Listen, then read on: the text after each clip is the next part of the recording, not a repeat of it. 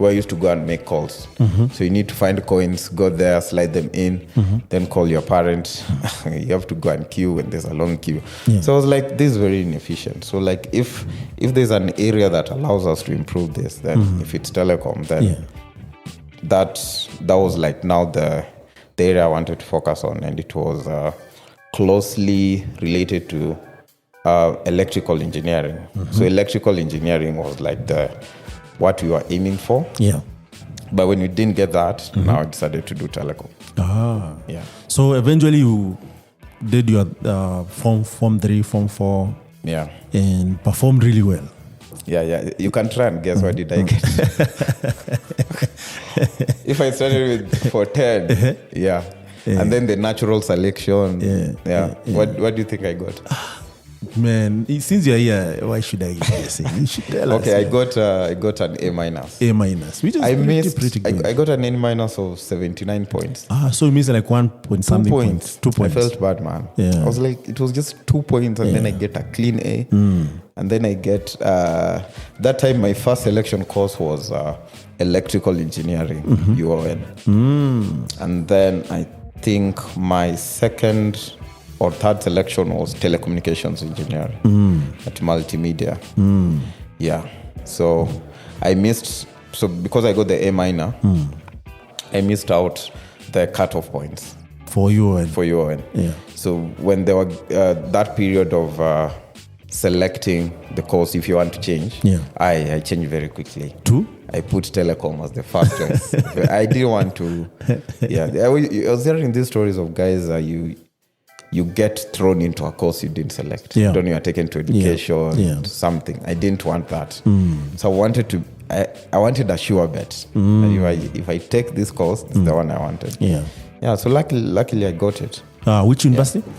Multimedia. So I landed at Multimedia University. Yeah.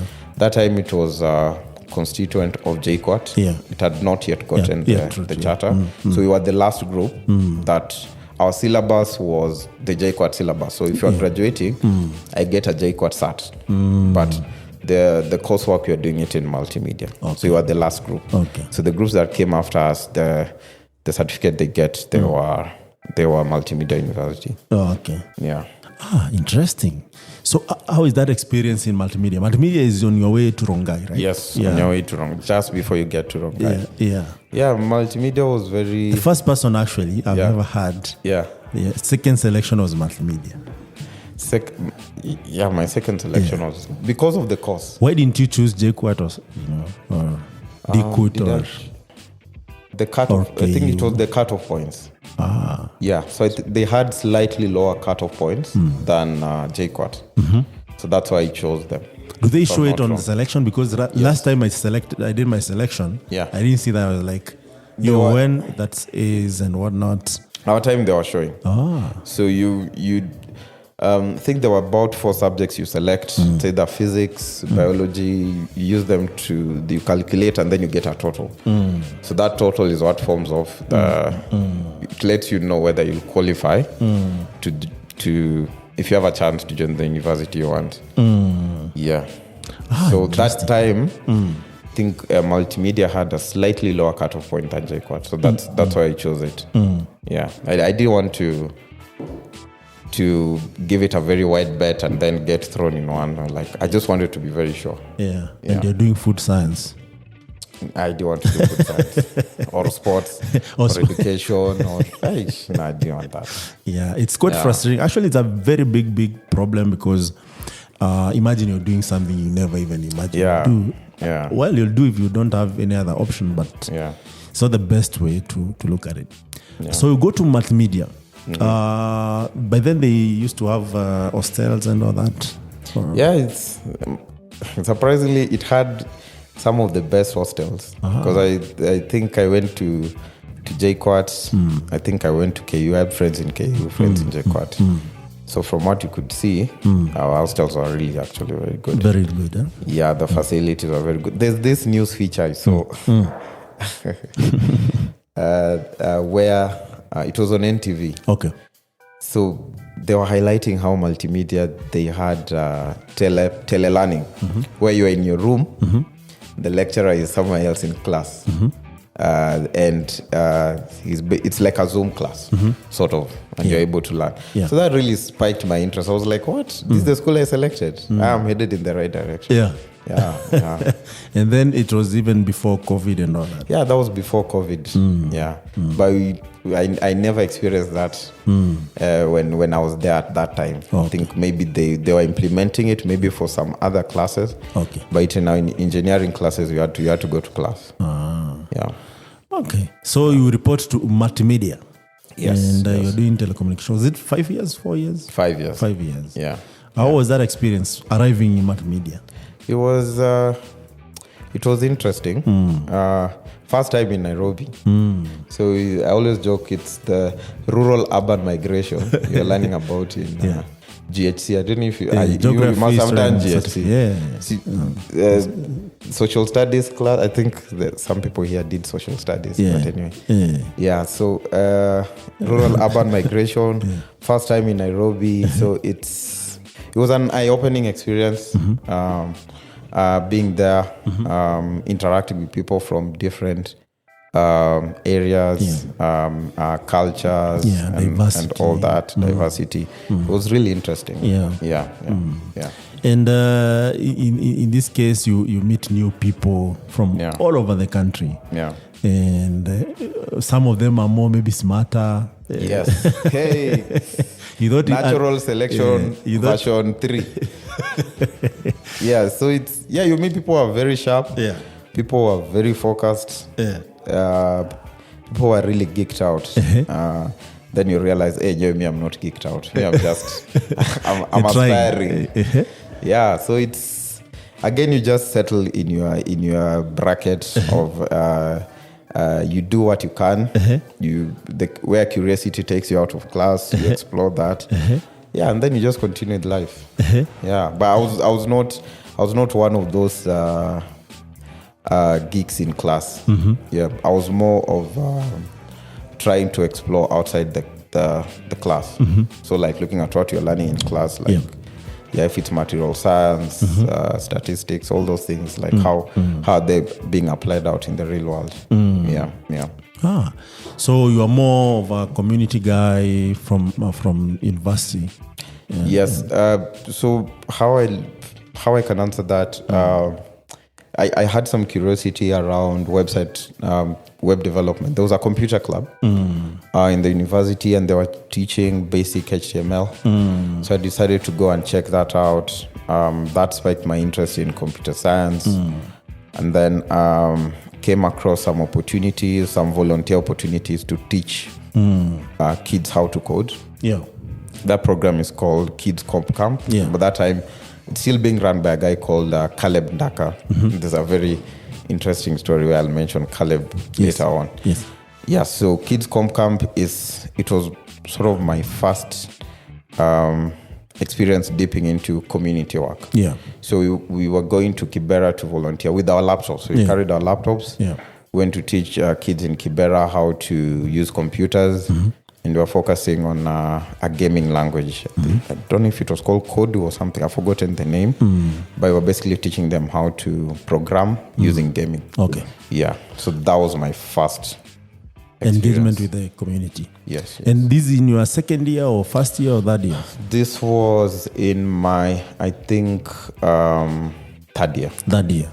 Yes. Third year, yes. Interesting. Yes. So by this time you have gauged telecommunication and you see this is what you want to do. Yes. The final year. Yes. By this time I know I want to work at a telecom company. I know I want to do work at Cisco and all that. Like I had a guiding north. I knew what I wanted to do. Yeah.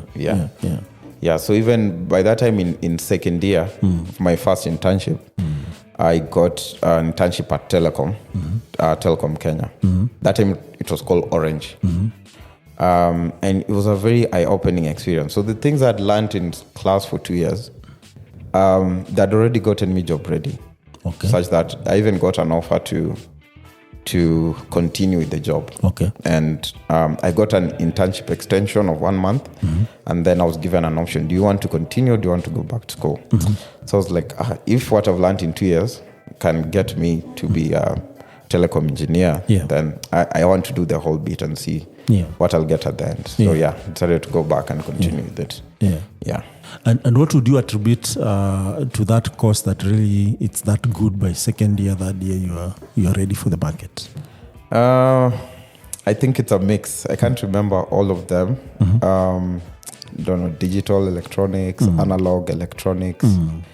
Was it more practical? It was, multimedia was practical. I mean, we used to go to the lab. We had a lab where you had this equipment for testing frequency, electricity, and so on. It was actually a very practical course, especially on the hardware side.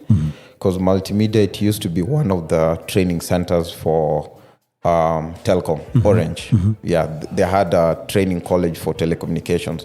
So the equipment they were using to train employees was still there. And that is what we were being exposed to. So it was very, very relevant. And even from the name, actually, now that I think about it, it was established for multimedia. Such as KBC and the rest. That is media houses. Because also I understand also in the fourth year, I did computer science, so there was a unit, selective unit, like covers 4 units, which is a multimedia. It was called, I think, multimedia something. So it's the science behind multimedia, that is recording the content and then compressing it and storing it and as it digital. So there's cloud there. It was really interesting. How radio stations, how radio frequencies work. It's a very relevant course. If you understand, yes, it is telecommunications. You get what is being advertised is what you get. So I'd say it's a highly relevant course. Sure. Very, very relevant. And it's also highly used in military. Yes. Would you, in your mind, did you think I should be? So during the time, guys were looking for internships or places that they are talking about being hired. I think KDF came up, or just the military came up, because they're out in the field and they need to communicate with each other with their walkie-talkies and all that. So it's very relevant. And in the airports and stuff like that. Yes. Aeronautical. And then there was the SDR, so software-defined radios, or just the software element of radio engineering. So it was very interesting. At that time, we even encountered that in our coursework. So it sort of prepared us for the industry, but of course, starting with the past. You start with the analog, and then you come to the digital. So you do that alongside the community, and then you choose to go back to school to finish up, right? How was that for you? It was very insightful. So when I go back to class, at least I knew the things I was now, the things I'd noticed while working. I was coming across them even in the coursework, the 3rd year, 4th year, and 5th year. So it was more relatable for you, more this relatable, is in the industry, more practical. That's interesting. Now, actually, you have another telecommunication engineer in the house, but left one mic. This could be very, very interesting. But of course, maybe there will be another part where we deep dive. Actually, I feel like we should do telecommunication as a topic and talk about these things. There's so many people actually in the community who reach out asking, when they have done their KCSE, or someone wants to choose computer science, which university offers the best and stuff. I think that could be a really interesting discussion going forward. So once you do all this, I'm sure, how was personal life? Were you in the peer pressure where you're looking for a girlfriend in multimedia?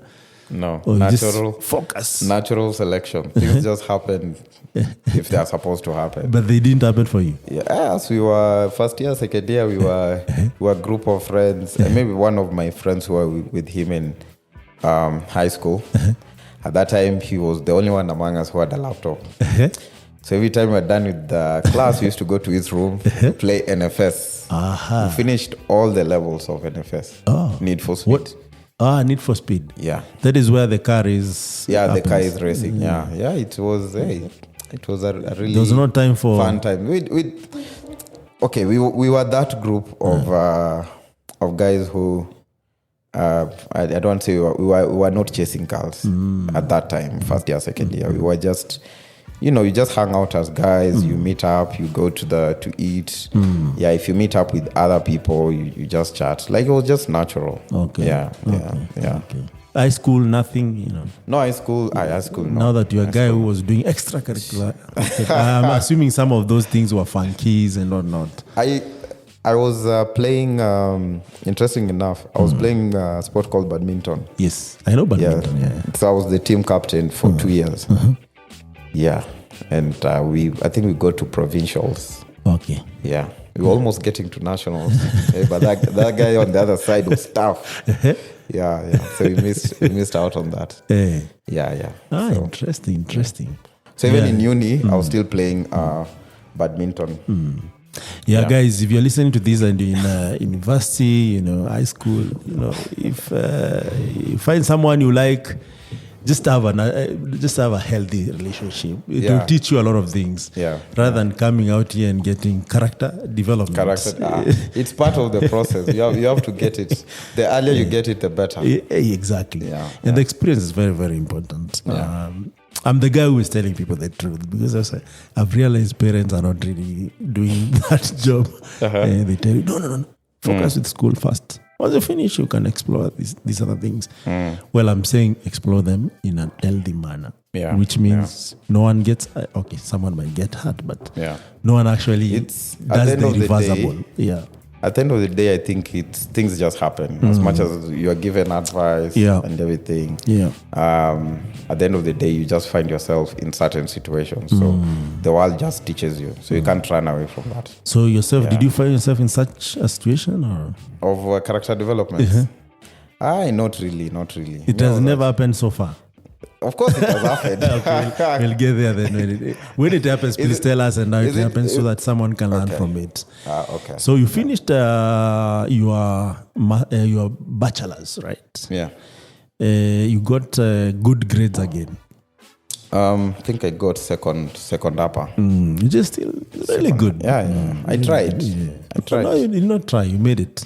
No, there's a difference. That's top 30%. There is the Kenyan way of saying kupitia na kupita. Yeah. So which one did you do? Mi nilipita. In my eyes, mi nilipita. Exactly. That's what we're talking about. Yeah, mi nilipita. Tulisoma, telecom is a very hard course. It's not easy. It's a very hard course. Yes. Harder than what? Harder than computer science, harder than... This conversation is going to get interesting real quick. You'll see yourself trending, but it's not me. Me, I think computer science, telecommunication is very easy. And the reason is because rarely do those things change. From that perspective, like frequencies, the way you learn frequencies, 1960 is the same way. But the challenging part that I find with computer science is that you might learn, it's like medicine. You find that you need to solve real-time problem. And you see even with it, and we'll talk about it because in the AI, when we were studying, I don't think AI was one of them, like, this is it. Of course, people learned it in school. There was anticipation it's going to grow. Learn a lot of theory. But right now, as you speak, actually someone who is focusing on AI in school right now, it's more practical than ever. And there are so many underlying lessons that you can learn from that. But of course, as any science, I don't expect it to be straightforward, very easy. So from that perspective, I find telecommunications a bit fair because now there's you can actually go and refer a lot of things that other people have learned. Not to say even computer science you can't, but of course with that, if you rely on that, you graduate, get even a first class and realize, I can't do much in the industry. But of course, that's relative. That's my opinion. So for telecom, actually, you have to learn electrical engineering, so the basics of it, heavy voltage, light voltage. But the interesting bit is you have to learn the analog part. So you start with the analog, and then you also have to learn the digital, telecom part of it, electronics. So it's quite heavy.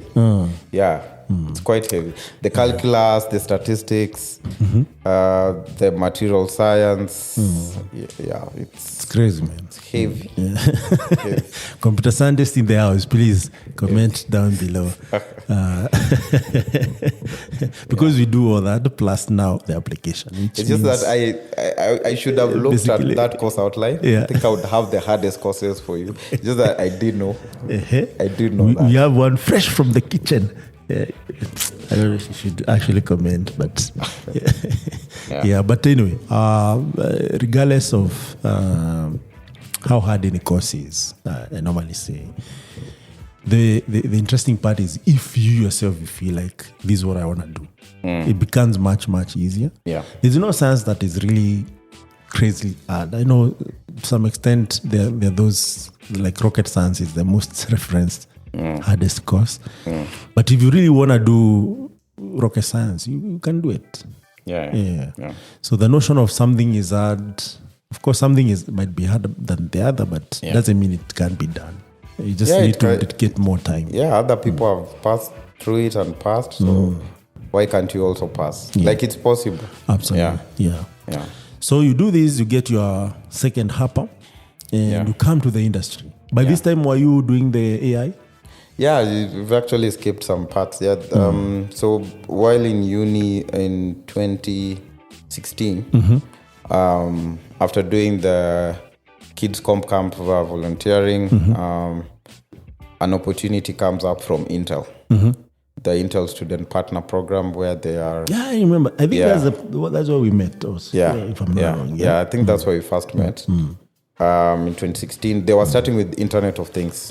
So they were selecting different students from different universities. The best students in the university who understand programming and all, to go and train other students and promote the development tools from Intel. So I applied and I got through. I was selected for Multimedia University, and we started with the Internet of Things in 2016. And then in 2017, they had moved to AI as a topic. This time, this program was run by Tamre or the other guy? It was, that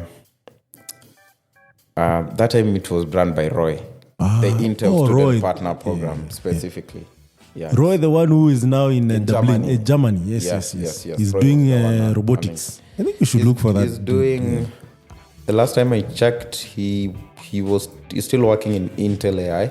So he's doing machine learning, if I'm not wrong. Unless he has changed. Yeah, you should have him. Because I saw he's the guy who built the robotic arm that could actually interpret most of the things that... The one that it got him, I think, the president's recognition or something. And then he's from UON, I think. He was from UON. He's doing semiconductor. Yes, so Roy was he was actually part of the panel that was hiring the student partners at that time, and then he was the one who was managing everyone at that time. So it was really interesting. And by then he was still a student. Yes. No, I think he had just completed. And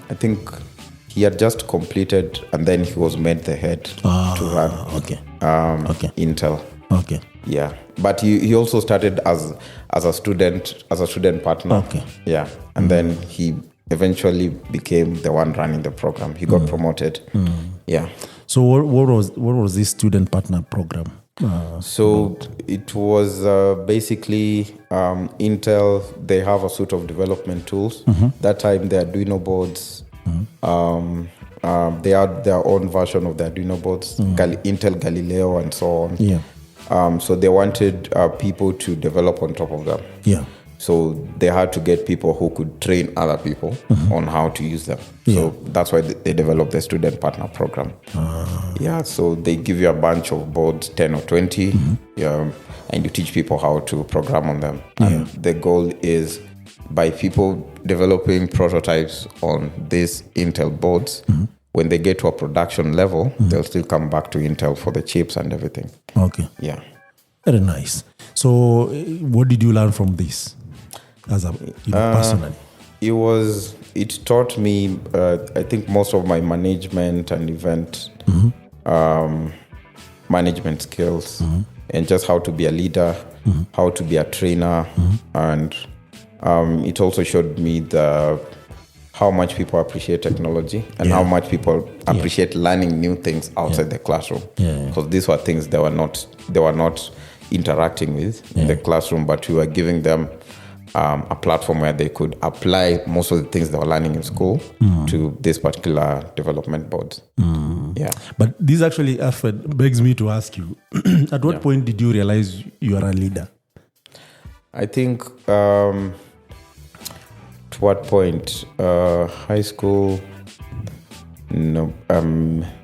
I'd say uni, when I was running the student partner program, but also in high school when I was a captain for the badminton team.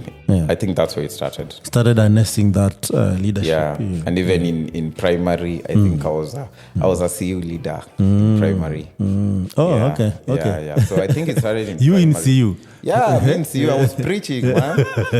I was preaching on Sundays in PAG church. It was really interesting. So I think it started in primary. Late class 7, class 8 there. And then it keeps growing with time. Still is. So in these leadership roles that you have in different capacities, up to the point where you are an Intel student partner and carrying out these events, have you ever faced a challenge that worth noting? Challenge in the sense of leadership, people you are leading, Not really. But just an interesting story. So while in uni, I had applied for a program, an entrepreneurship program. It's called Telecom. It was in Boston. And I got selected, but the cut was you had to pay you are given a scholarship, like a 50% scholarship. And then the rest you have to raise by yourself. So I had to raise money to go to US. How much was this? I think, was it it was around $3,000. So they give you 15, you get for... No, the program is like 4,000. So they give you 5,000% off your scholarship. So you have to raise your flight tickets and you have to raise part of the tuition to go for the program. It was a 3-week program in Boston. And the program was very good. It exposes you to real industries, real startups that are building real solutions in US. And the goal was to build up that entrepreneurial spirit, but from an emerging technology sort of standpoint. So we got exposed to IoT companies, robotic companies, AI companies, and that's also some of the things that made me do AI Kenya. So when I was doing that fundraising, I was part of my strategy was family and friends, raising from family and friends, the community. I think even one event where I think you know Roina, right? Yes, I know Roina. Roina, I think she was a GDG at that time, and at Strathmore. And they were having an event at Moringa School, and I was speaking on IoT and I think and AI. So as part of my closing, I put up my poster. Say, guys, I'm going to Boston to learn for an entrepreneurship bootcamp for 3 weeks. Please contribute to my Mchanga. It was Mchanga account. Mchanga, So as part of that, another strategy was reaching out to companies that you feel could support you. So I interacted with one particular MD who I was telling them about, yes, I want to go for this program. Can your company please sponsor me? And I was shut down. So this particular person actually shouted at me, saying, oh, why are you doing this? You have not done this and this and this and this. So it was more of a critique of why you should not go. Why I should not go and why I was doing things wrongly. But that whole entire experience just taught me there's a certain way you should treat people, even if you're giving them feedback. That time I had a startup called Sahibu that was aimed at helping refugees, connecting them to information. So I'd mentioned that as part of my why that going for this bootcamp will actually help me to build more on this startup. And when I come back, I'll share my knowledge and experience with people. Yeah, so the person went for the refugee startup, criticized this and this and this. Yeah, so it was a very eye-opening experience. Yeah, but I still soldiered on and managed to raise money from family and friends. Went for the bootcamp and came back. Yeah, nice. Yeah. You have said that's where you started your entrepreneurship journey, or? Yes, so the entrepreneurship journey still in university. So as part of the Intel trainings that I had done, one of the guys I trained came across a competition, I think. I don't know how he approached me, but I had trained him on the Intel technologies. He had come, he had built prototypes, and he was thinking of a concept of how we could measure the trash in a container using an IoT device. So he asked me, how can we like weighing or? Yeah, like measuring. So if I give you a bin in this corner, I want you to tell me how much full is it? Is it 10% full? Is it 1% full? And so on. So he gave me that challenge. So I sat down, I was like, I think I know how we can solve this. So we use an ultrasonic sensor to measure the distance in the container. So if it meets an obstacle, it goes back, it puts that distance, it calculates with the total one, and then a percentage, and then it tells you it's 10%, 20% full.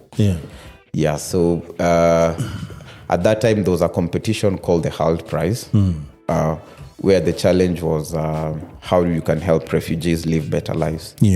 And he told me, how can we use this solution, how can we apply it to the refugee sort of problem use case. But we didn't eventually end up going with that. We pivoted to another direction. But what eventually happened with that particular device we did, we prototyped it, became very efficient. It even got us an interview on national TV. I think it was KTN at that time. The project was called Mazingira Project, and we demoed it. We went with it to represent the university in innovation shows. Eventually also got it to have an interview with Eric Omondi. There was this show, he was the host of a show that was highlighting hardware innovations from African innovators. Eric Omondi, the comedian? The comedian, yeah. So at that time he was the host. Yeah, I think I should look for that recording and upload it. It was very interesting. Was it in KTN or NTV? I think it was KTN. KTN. Yes. Yeah, you worked in KTN shortly. Yes. What was the name? There's a name of that show. Can't remember. But it was really short. They had like I think 10 or 20 guys. 10 episodes. They showcased. So one of them was the device we had done. So how the entrepreneurship came about is for the refugee competition. We came up with him. The same guy is called Maura Ohawero. Shout out to him. And we decided to come up to participate in the competition for the university. So there are different rounds. The university round, and then a regional round. At that time it was happening in Dubai, and then the finals. So we won the university round. So I partnered up with one of my classmates called Duncan Okello. At that time he was a very good coder. He was specialized in USSD. I think he even used AT. At that Africa Stocking API.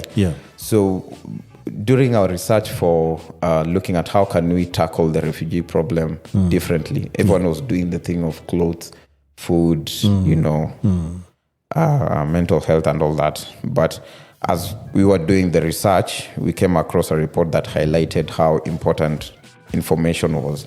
So knowing that this is where food is being distributed, these are the opportunities, scholarships and all that, and so on. So we decided to tackle the problem of information. So we built a platform where the refugees will come and they get all the life-saving information in one platform. And the demo for that, I think we did a USSD sort of prototype that was telling you the refugee camps that are available, where you can get them, getting connected to the NGOs that could help you and so on. And we won. Yeah. So that's where my entrepreneurship sort of experience started. So did you win like cash prize or no, program? We won a trip to Dubai to go and represent the university in the regional competition. And it was also very interesting because now we were meeting not only undergraduates but also postgraduates from all over the world that selected Dubai as their point of winning so that they go to the final. So the final had like 5 startups only. So the startup that would win in Dubai was one of 5 that would present at the finals. Yeah. So we didn't win, but it was a very eye-opening experience. You realize how smart you are, how innovative you are once you interact with other people. The real world. Yeah, not in the world. Books and grades. It was a good eye-opening experience. Nice. So when you say a region, was it EMEA? Was it EMEA? Okay. That is Europe, Middle East, and Asia. Yeah. So Dubai was one of the main hubs. Okay. So like 100 universities were coming there to participate. Crazy, it was a lot. Crazy, So we had like four rooms where you were pitching, and each room had like 10 guys. No, 10 or 20 startups that are competing. That's crazy, man. So you go and sit on the other side and you watch some of them pitch. After you have pitched or before? After, depends. Sometimes before, sometimes after. So you guys had a schedule like when you're supposed to pitch? Yes. So you could go and the pitch was 5 minutes. We rehearsed with my co-founders. We rehearsed that thing to the dot. Yeah. So I had my line for 2 minutes. One of the co-founders, Jennifer, had her lines for 2 minutes. Maura had his line for X minutes. So everyone had their part. And we rehearsed it to the dot, timing it until we were doing 5 minutes. So time was of essence. You are only given 5 minutes to do an entire startup pitch deck. Problem, solution, opportunity, how is it different from other people? And then why do you need the funding? How will you use the funding? Then who is the team? 5 minutes done. 5 minutes. Yeah. So that's very important because I tell people like you don't have all the time. Communication is a very important skill. So that really sort of molded the art of communication for me. So like just communicating precisely. This is what we are doing. This is the solution. And that's it in 5 minutes. Nice. Yeah. So you really get a huge exposure twice actually. Yes. From the school and after school. Yes. With the Boston. So from that point, you are for sure. If I want to start a company, I can start a company. I know how to arrange my deck. What is required. So, but do you build a team? This came after. So the Dubai came before. Yeah. And then it did Boston. And then also in the middle of that, I'd applied for a program by Microsoft. It's called the Microsoft Insiders Program. They discontinued it. I think it ran for around 2 years. And the idea was they were looking for startups that were using technology for good. So like social enterprises with a tech element. So me with my ambition, I went there and applied with Sahibu. So the startup for refugees was called Sahibu. Sahibu meaning a friend. So we wanted to build, the ultimate goal was to build a companion to refugees, like a virtual assistant to refugees. You've said Sahibu means a friend. And I remember Masaibu means problems. Masaibu means problems. In Swahili, that is Swahili. But it's Masaibu. This one is Sahibu. It's just the relation you really need a friend when you are going through tough times. Yes.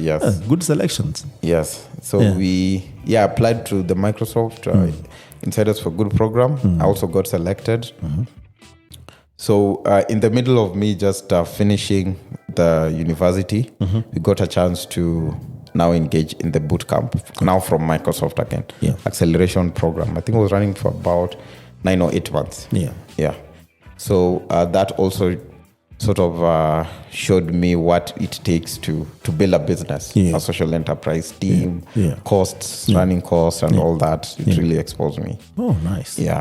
So actually what I'm learning from all these is that put yourself out there for all these. Sometimes you'll get them, sometimes you won't get them. Sometimes you'll win, sometimes you'll lose. You won't lose anything at the end of the day. Yeah. You always just need gain to the try. experience. Yeah. And then did you pivot the Saibu after? Yeah, so after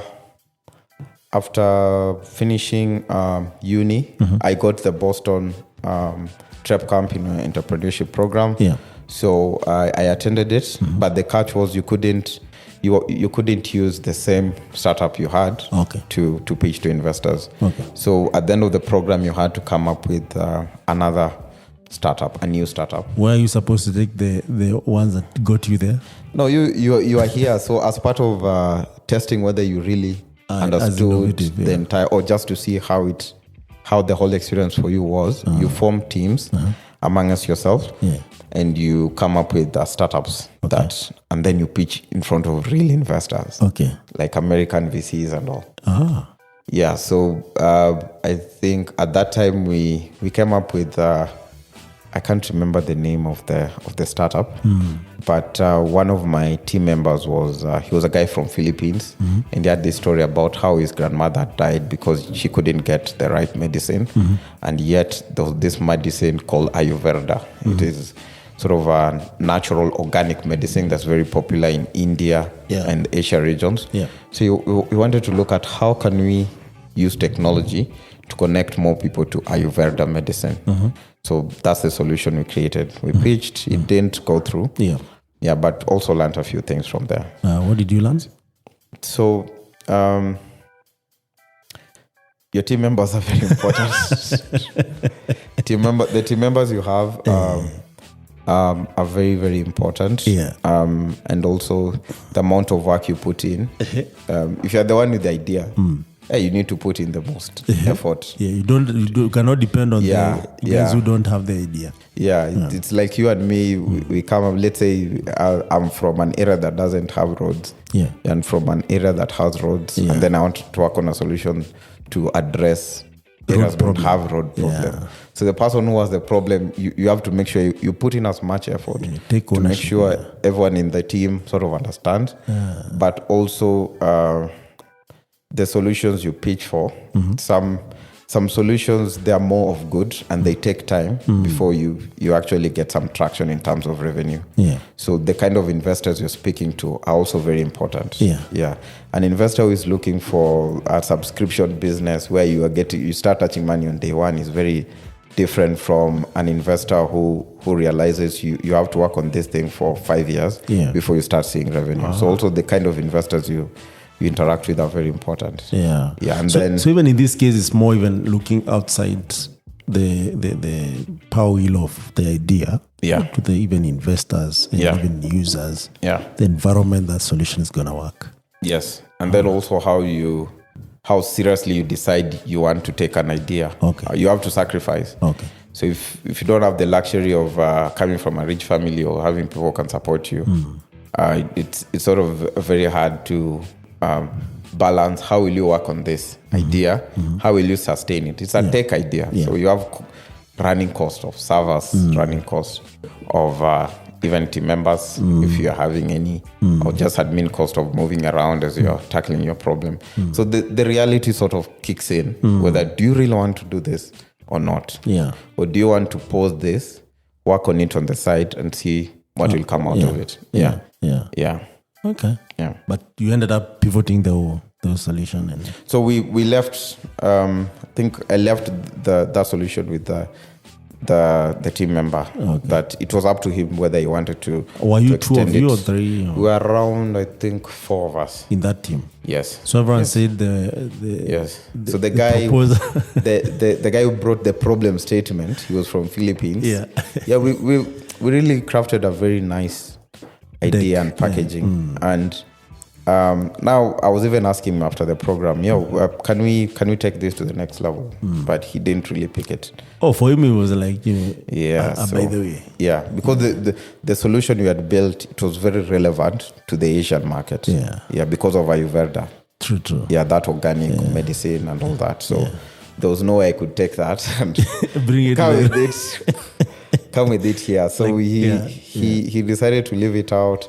And then that's how it died. So for me, when I came back from the program, I think I started AI Kenya, and then I continued working on Sahib. Which year was this? 2017. That's when you started AI Kenya. Yes. What led you to start AI Kenya? So what led me to start AI Kenya was at that time there were developer communities. Some were trying to tackle AI, but it was mostly from that passion I had from training AI while I was part of Intel. So we'd go to Mombasa. So we started extending our network. So as much as I was assigned to Multimedia University, we were still allowed to go to Mombasa, train guys in Mombasa.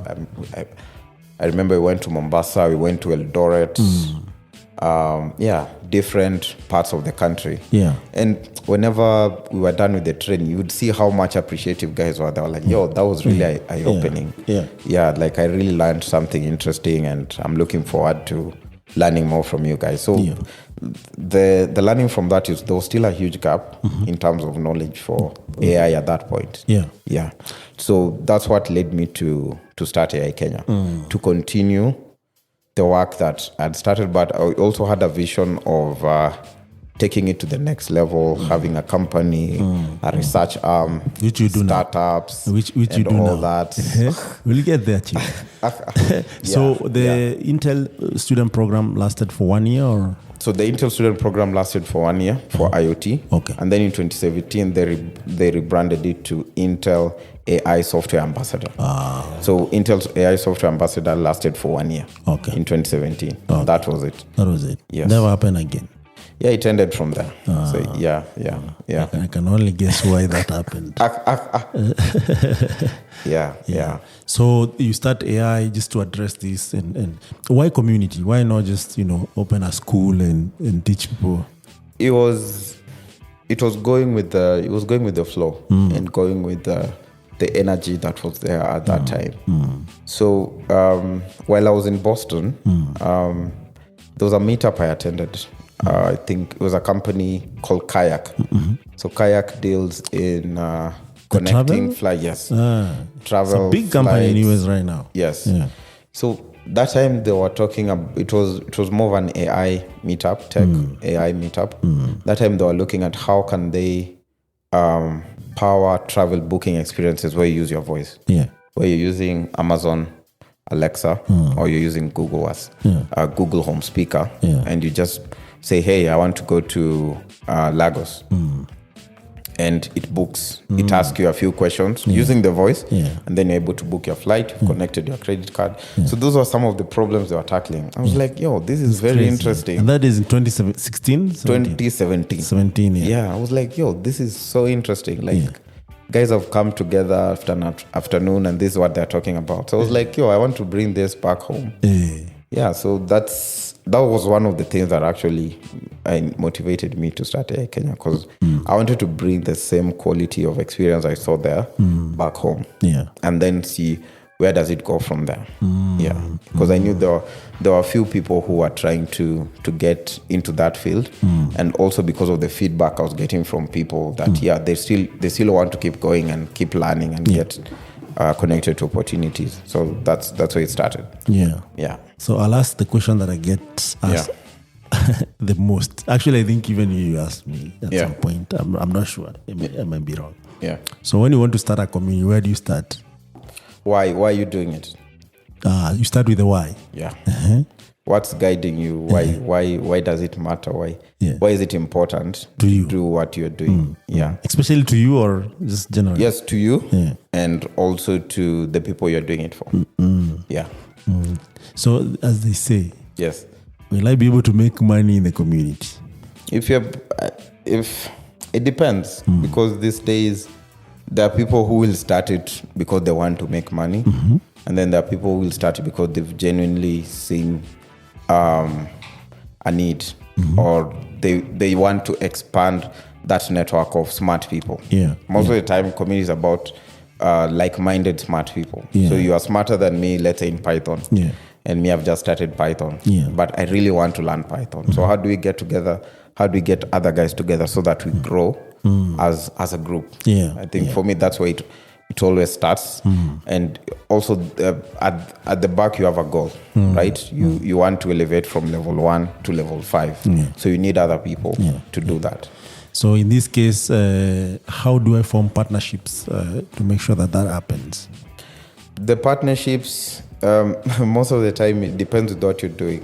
Is it relevant to those people you want to seek partnerships with? So if there's synergy, it becomes very easy. It's also how you communicate. If you're a good communicator, if you're not a good communicator, they'll miss out on the point and you won't get it. So it has to be aligned with the partner, and you have to really pitch that. Why is it important to them that they need to be part of whatever you're doing? Okay. Yeah. I see. So that's out of the way, because like the 3 most asked questions by the guys around community. Because you see, when I started communities, there were no communities. The one that existed was about GDG. No. I think GDG, we started that with Kinananda and Hamid. Which year was this? Maybe 2012 or 2011. 2010. I'm not sure. Around 2011 to 2012. In between. So nowadays there are so many communities, and I'm so happy to see, because with the communities actually brings opportunities, eventually companies, new talent and all that. So you start AI Kenya community, which is one of the largest communities. In East Africa. In East Africa, right? Yes. On matters AI, or just... There's Data Science Nigeria that has... any community in Nigeria is huge, man. It's huge. That market is huge. Like 200, you're dealing with 200 million. Yeah, it's a lot. It's a lot. It's a lot. There's another one called Dev Circle. Is around... Dev Circle, Facebook. Meta. No. Dev. Let me check it out. It's Dev Circle. Let me check it out. There's a lot of members, a lot of them. So, and they are quite also active in how they do engagement. There's Devs Africa, just so big. It's called what is it? Dev Center. Sorry, it's Dev Center.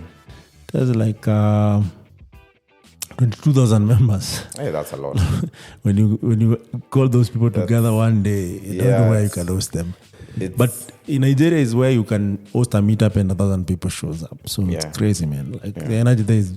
That's why I'm not surprised with whatever happens in Nigeria. And I don't like bracketing everything because, of course, where there is good, there is also bad in the equal measures. So you start these events. Did you start with a meetup? Did you start virtually? WhatsApp group. Yeah. You just had a few guys. Yes, we just had all together. The geeks came together. We started the space. And then, so there was this present WhatsApp group. Like we had an Intel WhatsApp group for guys who are doing Arduino and a bit of AI and all that. So most of the conversations were either leaning towards IoT or just general tech. So we wanted a space where we could specifically talk about AI. So it's machine learning, data science, data engineering, all that. So we just started as a WhatsApp group, had the first few events online on WhatsApp, a Q&A on WhatsApp, had another one on Telegram. And then we started doing the physical. Then from there, it's just been up and up. And actually the AI movement has really helped it a lot over time, because since I think starting in 2017, actually AI started, catching up in terms of implementation. It has always been there as theory and research and whatnot. So from your experience, what was the biggest challenge running a community? I'd say the biggest challenge running a community is, and there are different types of communities. There are communities you start for yourself, like AI Kenya, and then there are communities you get recruited to run, like at Leisure or GDG or any other community that is linked to a tech vendor. So I think those ones are a bit easy. But for the ones, someone who is back. There's someone who is following up on you. There's someone who's giving you resources. But for a community, you start yourself. You have to think about sustainability. How do you sustain? All of those things, and then you also have to think about the team that you have. Yes. So your biggest challenge has always been resources. Yes, I'd say resources, mostly resources, and also time. Time in the sense that you want to do so much, but you're one person. There's some things you can't delegate. You have to do them yourself. So you're also limited. But last time I checked, you had a huge team behind you, or it was just volunteers for that particular That's event? mostly volunteers who I engage on a need basis. But everything else I do full time myself. So only engage them when either we have a gig that we need to run, let's say for a client, or we have an event that we need to run. And so you guys also take gigs in the community? Is that one way of raising funds? Or? Yes. So gigs, not really raising funds, just sustaining everything. So we did a hackathon for Uber. I think it was 2020. So that was a paid gig. You organize the hackathon end to end, you execute it, you send a report and all that. So that's where when even the volunteers, they see the value of whatever they've been doing. Because they're getting paid. They're getting paid as contractors. So in this case, after maybe doing all the the payment that is required for the hackathon, do you remain with some funds that you can dedicate in the future meetups or hackathons? Yes, because you've been... For me personally, I sustain everything out of pocket by myself. Okay. So this also, it comes as a very good way of now helping me I don't have to get money out of my pocket for some number of time. So it really helps. I'm asking this because also it's the same way we have been running Nairobi. I don't know if you know about Nairobi. I'm sure you Nairobi, know. I know Nairobi. More of the way you said it more of Nairobi. Nairobi. Nairobi and Ruby. It's just now it's called Africa Ruby Community because we're scaling it out throughout Africa. It's a community that is not backed by any company. So we depend either on sponsorship, partnerships, and also sometimes out of pocket. And it's because we see the value, both, getting more experienced engineers or training them to be experienced. Also a networking avenue for different, stakeholders. And one thing actually I can say for sure, companies should open more in sponsoring some of these communities. Of course, I'm not downplaying that there are people who start communities with that mentality of we want to make money out of this, which is really not a good notion. Of course, I understand everyone has to hit, but not from the community, right? I think at the end of the day, it's natural selection always works. And you can clearly see someone who is doing something to raise money. They'll just forget their script at some point and then just expose themselves. So you always get caught at the end of the day. So if you're doing that, we'll come for you. Anyway, I'm joking. I want to understand what is natural selection proper, because I know it's used in AI, right? Okay. So you run this, and it's one of active community, as well as what has been the impact according to your experience running this community. The impact, I'd say, number one, the connecting people to opportunities. So we've been running we have a job board on our website where we share opportunities with people. And people come to you and tell you, I applied for a job through our website and I got it. By the way, what's your website? Kenya.ai. Kenya.ai. Yes. Okay, nice. Yes. By the way, nice domain. Yes. Don't lose it. I can't lose it. The domain, it was actually a suggestion from when I was recording the podcast, the Kenya podcast. We still didn't have a domain name. So one of the producers for the podcast is called Chris Blythe. He actually worked on the iRobot movie by The one where Will Smith is in it. Don't know if you've watched it. Yeah. That is a podcast you're doing? Yeah. He's a Kenyan? No, he's not a Kenyan. I think he's either from Scotland or UK. I can't quite recall. Yeah, but he's a very good VFX artist. Yeah, so he told me, do you have a website? No. Okay, yeah, why don't you get an AI domain? Yeah. And I was like, yo, get it. And that's how I got it. So how did you meet this producer? By being very good at what you do. And then synergies and energies, things happen, and you just meet. You meet. Yeah, but you stopped recording at some point. Yeah, we stopped recording. Yeah, that podcast was expensive, man. It was a while. The things we were doing at that time, man. Did he used to travel all the way, record and go back? They had a studio as a business. Okay. So it's a production, video shooting. It's called What's Good Networks. Here in Kenya. Yes. Oh, I remember it. It was based in IAM. Yes, I have. Yeah. Okay. So those are the guys. They recorded some of our videos. I think in 2019. Or No. Yeah. Nairobi. Yeah. Yeah, so those are the guys we worked with. Yeah. Nice. Yeah. Nice. It was very interesting because I think I was still in uni and we were attending these conferences. There was a conference at Oshawa. I think it was Africa Security or Nairobi Security something. And What's Good Studios was actually one of the booths. They had their own rig for a radio station production. They were trying to sell their services. And I was like, you guys are really cool. And then 1 year down the line, they're producing mine and shooting my podcast. Yeah. Nice. Yeah. So eventually they just closed the office and went back, or? They still have a unit running here.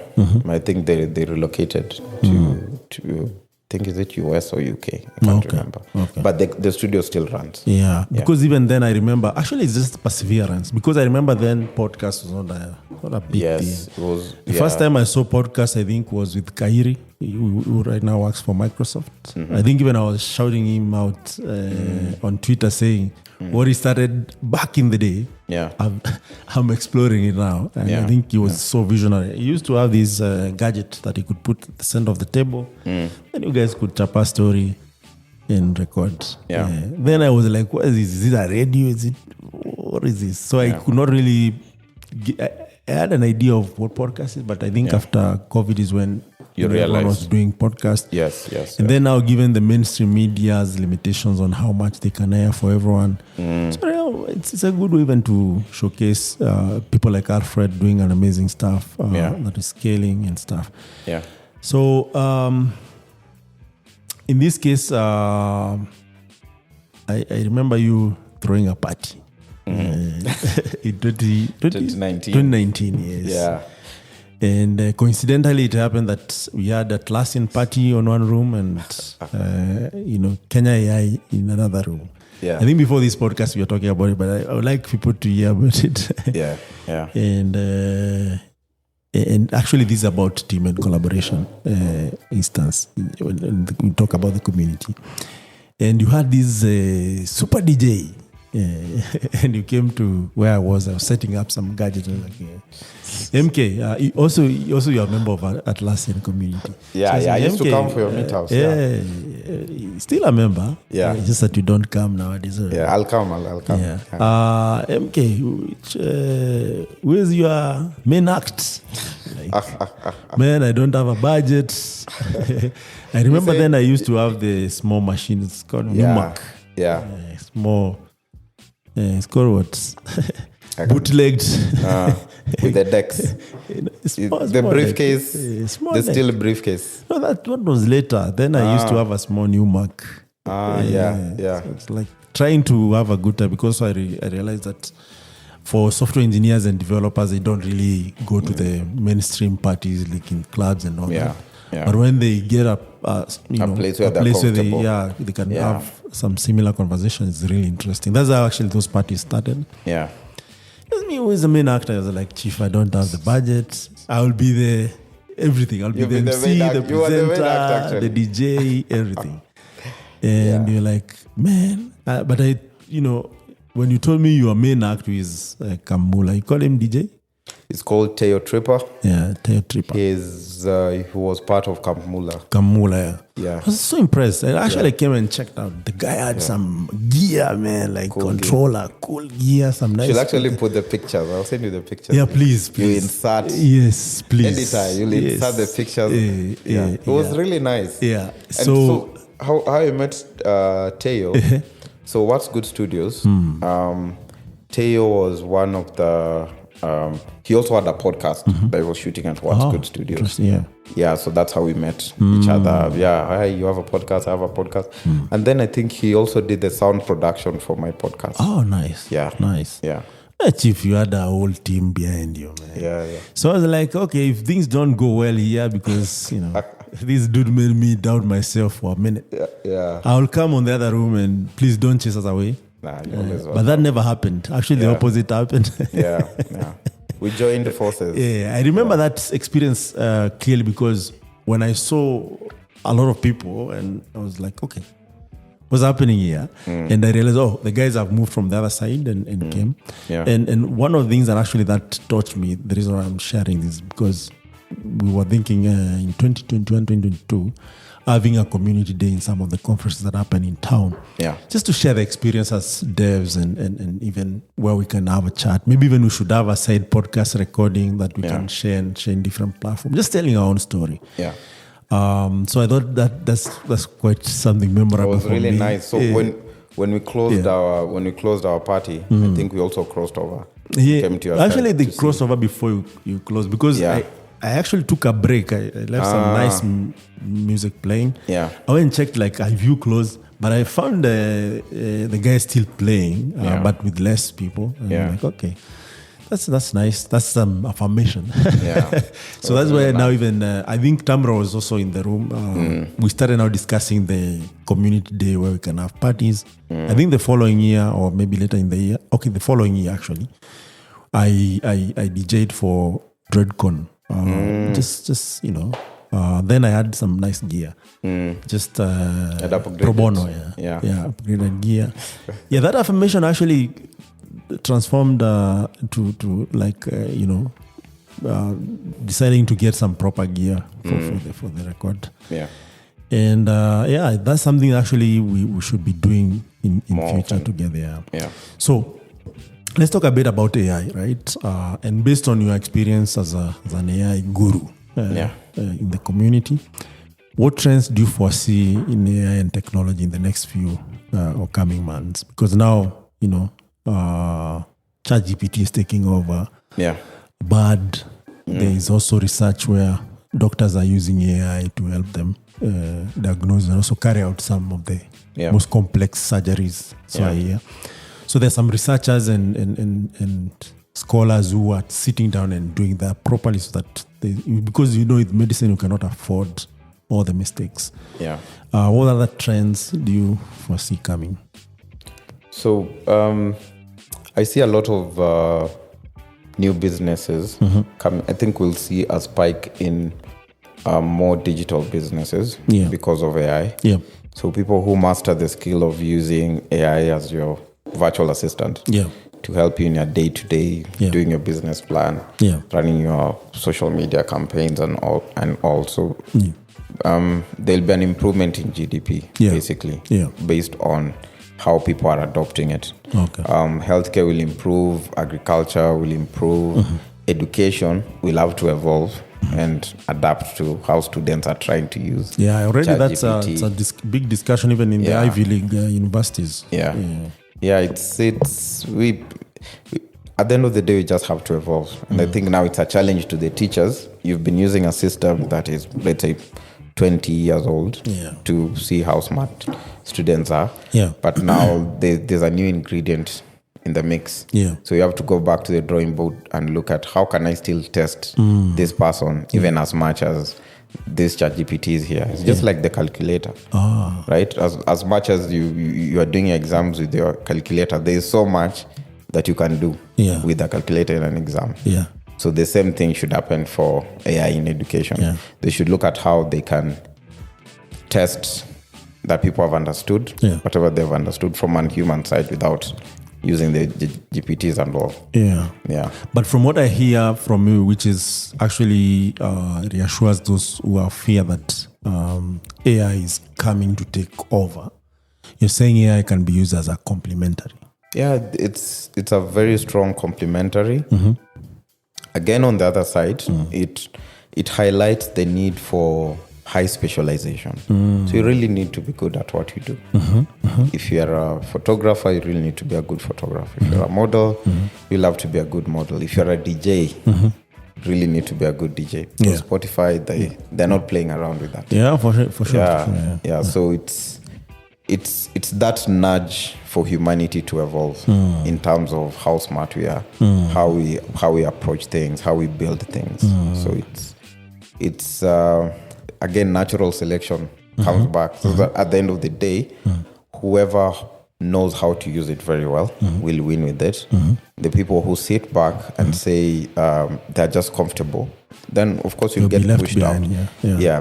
If you look at a case of the telecom industry, so at one point in time, we had humans who were switching calls.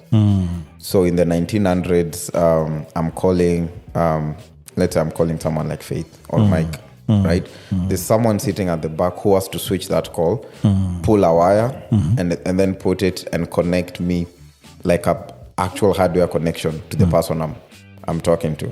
But now with technology that got automated, and those people, they were no longer there. But that didn't mean that there were no jobs.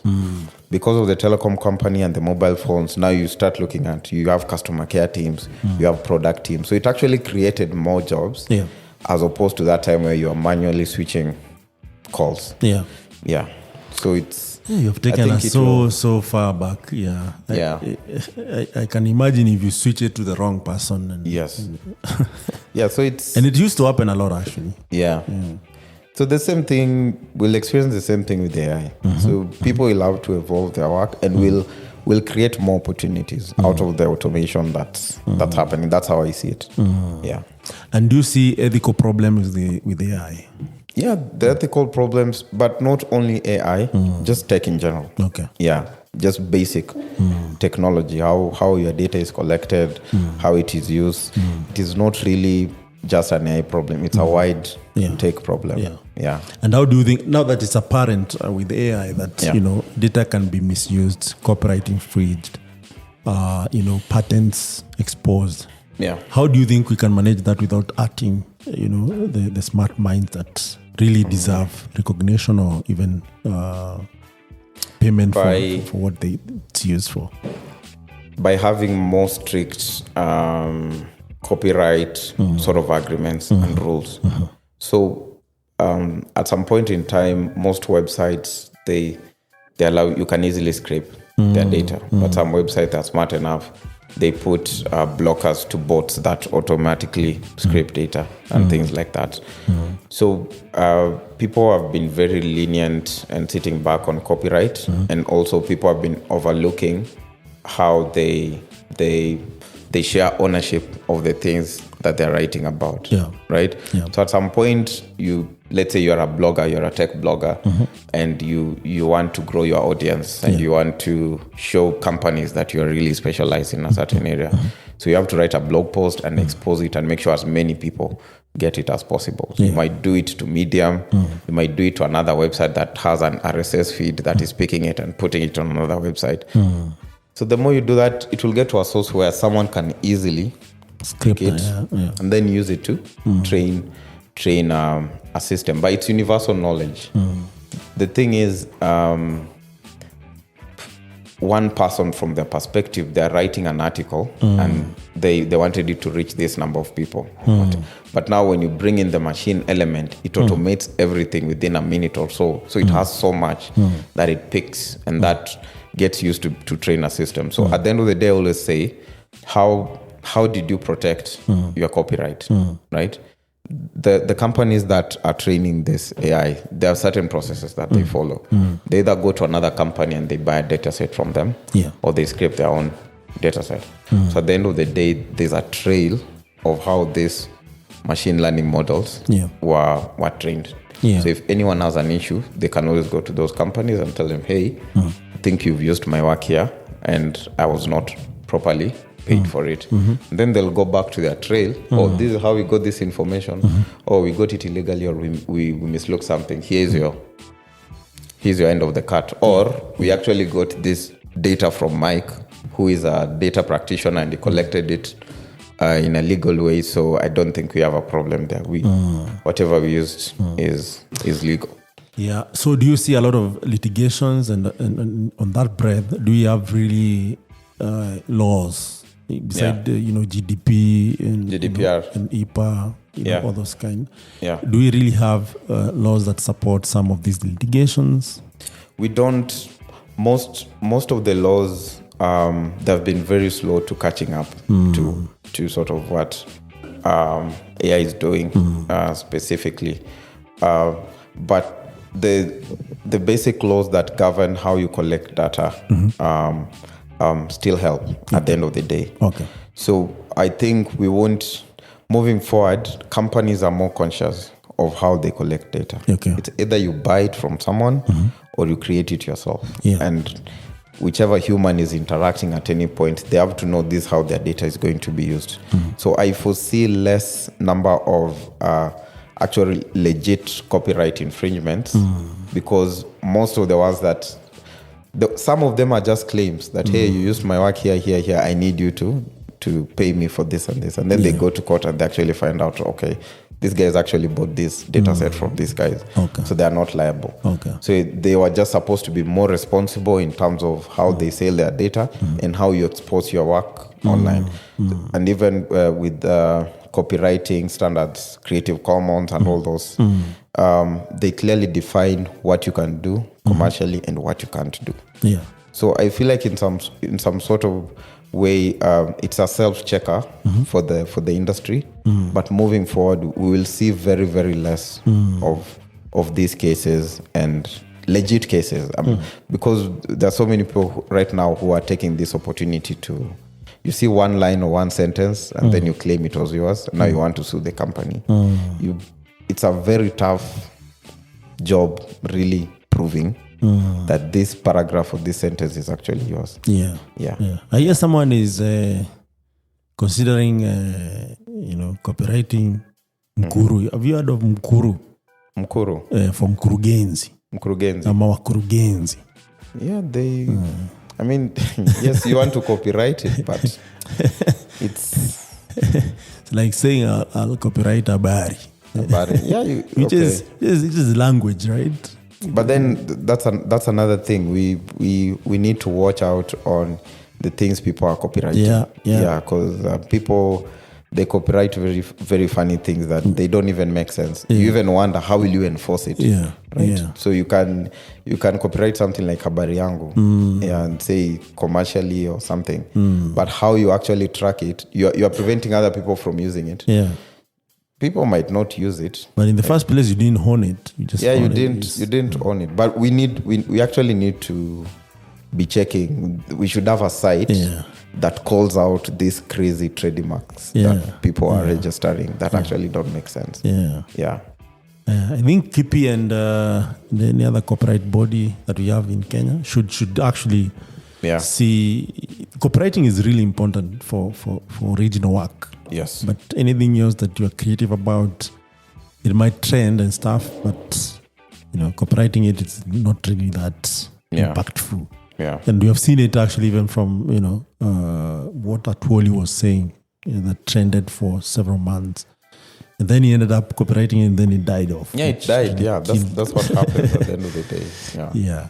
So is there any important would you see the importance of companies collaborating to advance AI as opposed to... Yes, very, very important. I always say for any tech company right now, or just any company at all, you should have a small R&D department or 2 or 3 people who are doing research and development, who are testing out these technologies and looking at how can you apply them to your business so that you stay relevant, so that you innovate, and even at the at the end of the day, you have your own IP that you can branch into standalone products and sell. Yeah. So it's very important to be actively doing something. Yeah. So the more you hear about it, AI, blockchain, Web3, augmented reality,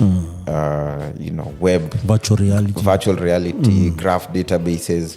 You're hearing about it, you can use it in your business, but you're not taking that step of actually doing it and asking your team, hey, this thing, what's the simplest thing we can build from it? So more companies need to start doing that, especially with AI. They're not doing it now, then they'll find themselves they're lagging behind because other guys are doing it. Very important.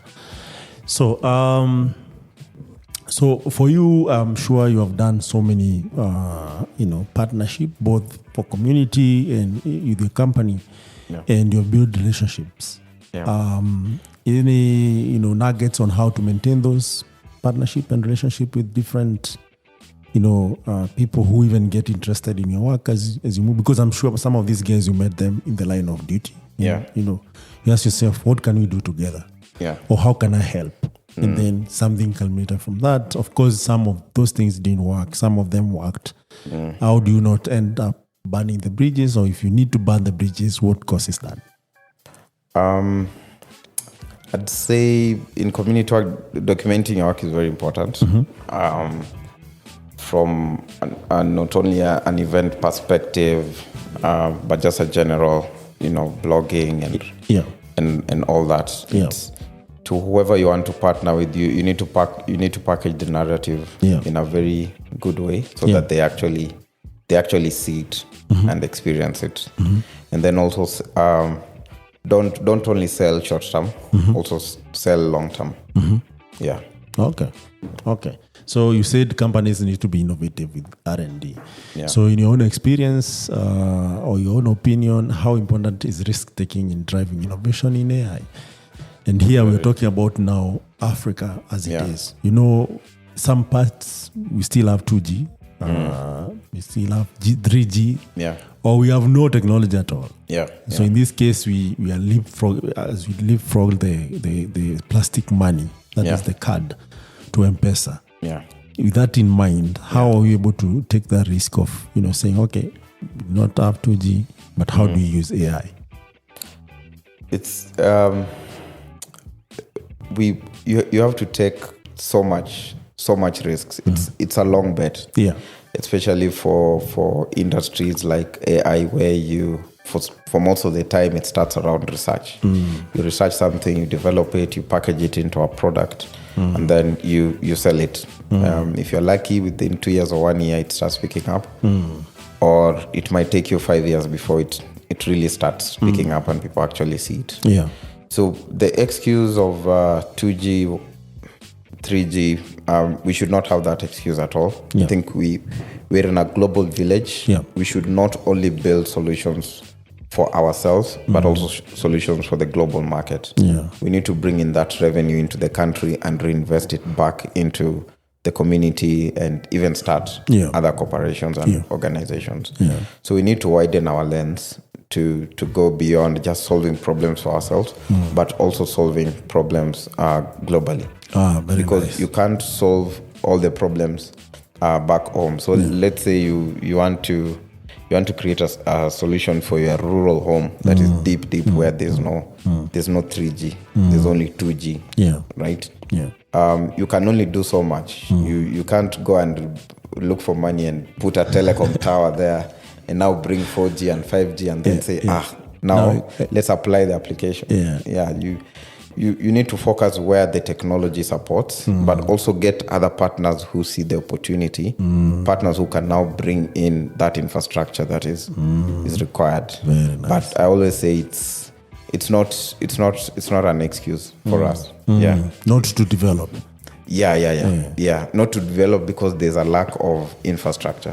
There's some infrastructure in another area. So the fact that you have the capability to develop means you can still sell it in another place that has infrastructure. Interesting. So what kind of solution do you foresee coming from AI? Now we have seen ChatGPT, which is text-based kind of conversation. LLMs. Now they've added audio. Yeah. And it's growing. At least it's growing. But that's one way. Which other things should we look at?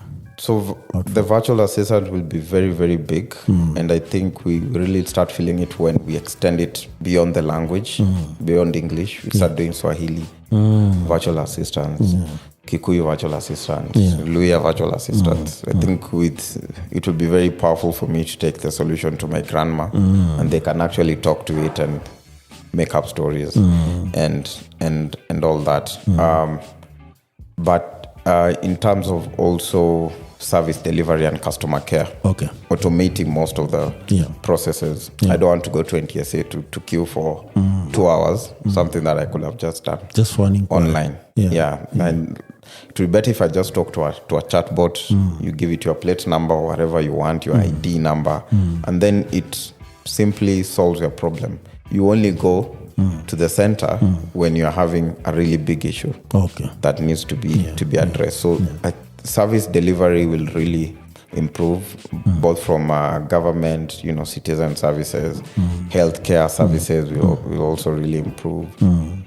Education, how we learn, will also really change if we really innovate well around it. Fintech will also really improve. So there are so many touch points. Of course, I can't cover most of them. But the fact that we are an English-speaking nation as one of our national languages really puts us in a very good position to maximize on the AI tools that are mostly built around English. So now that you've mentioned fintech and you work for one which is Payless Africa, right? Are you guys utilizing AI or not yet? Yes, we are utilizing AI at different points, but releasing it at the right time. When you're introducing some products, you have to start slowly, give the customer time to understand how to use the product before you really drop the heavy stuff on them to actually use. But in the background, there's lots of AI happening in the background, from personalization, fraud, and all those things. Interesting. So Alfred, I don't know what you want to share with our listeners and subscribers and Africans at large as your parting shot. I'd reference my t-shirt. Please turn around so that we capture what that says. Show me the data. We have 100 cameras here. Or create it. So it's show me the data or create it, which it's a mindset of if you're looking for a solution. They can't see all of it, but it's fine.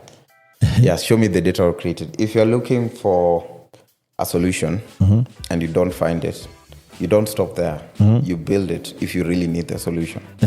So in the AI space, especially for Africa, there's always this notion that people share that, there are no data sets in Africa. Yet we have so many digital businesses that are creating so much data, right?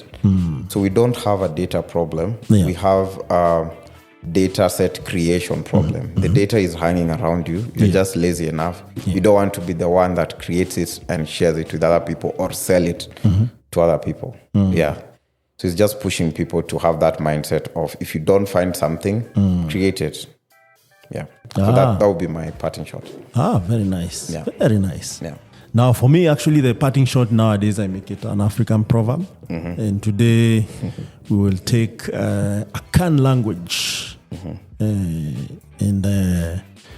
They say, so wo wafi na wo san kofa ya yenki. Is that the right accent? I don't know. Just reading the way I see it. Okay. But it's translated, and I like it, by the way. It is not a taboo to go back and fetch what you forgot. Yes. And for African brothers and sisters, AI can help us. Record, store, retrieve, and use our culture. Because I feel like we have forgotten most of it, and some of our young guys don't see the use of it, or they actually look down upon it. So I feel like that's very, very powerful when you talk and think about AI. So For our listeners, I think until next time, Michael Kimathi, your hosts.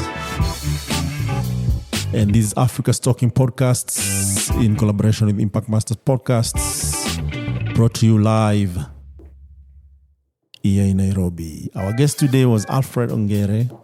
And Alfred, you can maybe tell our subscribers, our listeners to subscribe.